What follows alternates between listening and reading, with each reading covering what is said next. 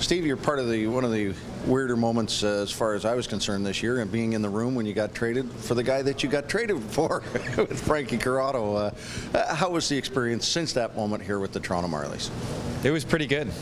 Coming over from Wilkes, obviously, I was good buddies with Tom Sestito, who was pretty good buddies with Frankie, so I heard a lot of stories. And then to get traded and get here my first day before the game, and he's in the trainer's room, and quick handshake as we cross paths. It's kind of how the sport of hockey works, though. And and then we actually ran into each other again later on in the season. So it's a funny sport like that. But from that day on, it was awesome to come over to organization like this, and the guys, the staff, everybody made me feel welcome from the moment I got here, and it's a Class A organization all the way around, from the guys on out.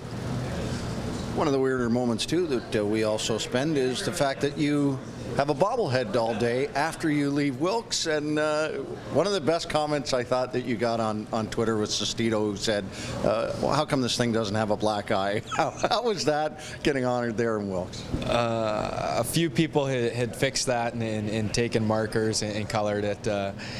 Throughout my career, a lot of people don't recognize me without the black eyes, so Tom was first one to point that out, and he's obviously one of the guys who would always give me a hard time about him. And thankfully, none are from him, but it was kind of a awkward situation, But the way hockey works, you develop relationships and friendships that go way beyond the sport, and to be honored by an organization like Wilkes with a bobblehead, and even though my time there passed, and being here and shooting a quick video and things like that, as a player, it's a really good feeling, and it means a lot to me, personally and at a hockey level.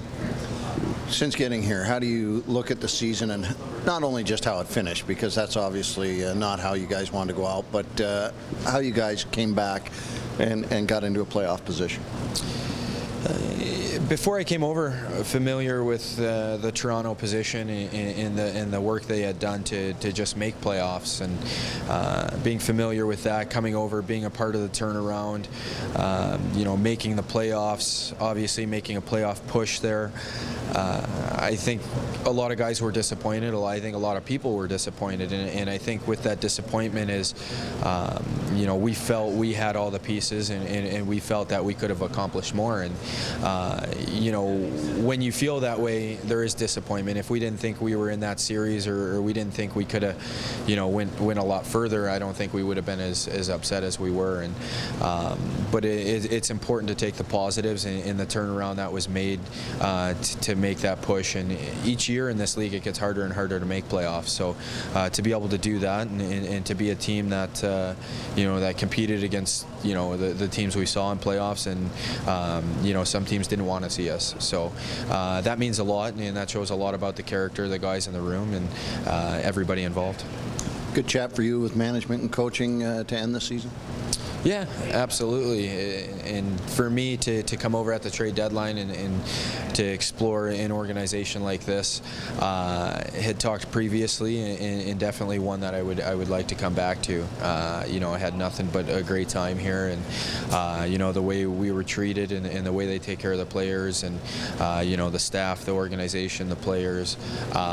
It was a great feeling to be a part of that, and it was definitely something I'm going to consider moving forward.